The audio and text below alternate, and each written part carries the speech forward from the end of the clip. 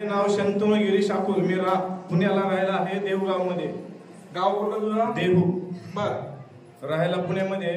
माझा पहिला अनुभव असा आहे की माझं चालू काम सुटलं होतं अचानक मध्ये. तर सुटल्यानंतर मला माझ्या काकांनी सांगितलं की बाबा मलकापूरची वारी कर, सर्व ठीक होईल. मग मी एक दिवस गुरुवारी माझ्या काकासोबत आलो आणि एक गुरुवार करून आणि दुसरी वारी केली आणि दुसऱ्या वारीला परत रिटर्न आलो. तर मी बसमध्ये फक्त मलकापूरच्या दिशेने आलो.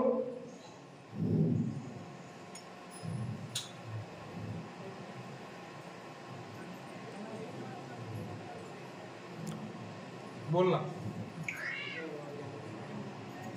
मलकापूरच्या दिशेने आलो तर मला लगेच साहेबाचा फोन आला की तू उद्यापासून कामाला आहे.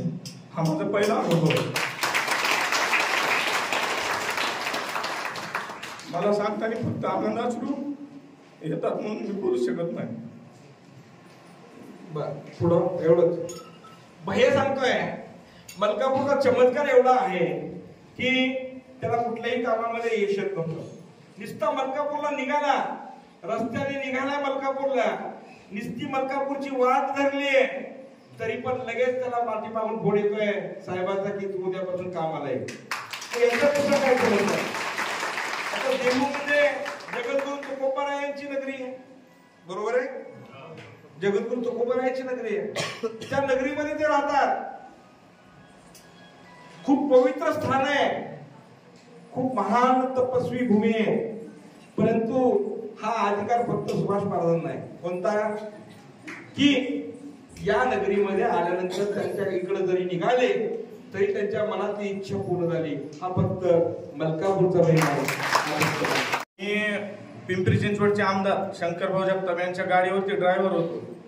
मला एक आजार झाला होता. त्या आजारातून निघवण्यासाठी मी ड्रायव्हर राहिलो होतो आणि महाराजाला फोन केला होता मी ऍक्सिडेंट झाल्यावर की महाराज असं असं माझ्याकडनं झालंय, मी काय करू? ते म्हणणे तुला आशीर्वाद देतो, काहीच नाही होणार. मी तिथनं फक्त गाडी घेतली आणि वापस बंगल्यावरती गेलो साहेबांच्या. मला तिथं एक सुद्धा कोणी शब्दाने बोललं नाही. फक्त गाडीची माझी काही चूक नव्हती त्यामध्ये. गाडी डंपर आला आणि डंपरनी कट मारून समोरचा बंपर काढून टाकला, म्हणजे निघला बंपर. तर मला आमदार साहेबांनी एक शब्द सुद्धा बोलले नाही. दुसऱ्या दिवशी गाडी शोरूमला टाकली. मला फक्त एकच वाटायचं की आपण आमदाराच्या गाडीवर आहे, पब्लिक आपल्याला काय बोलेल.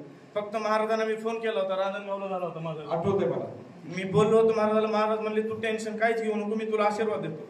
मला एक शब्द सुद्धा आमदार साहेबांनी बंगल्यावर गेल्यावर एक शब्द सुद्धा बोलले नाही. मला काहीच वाटलं नाही. मला तेव्हा दुसरा अनुभव माझा तो आहे. धन्यवाद बाळा, आशीर्वाद.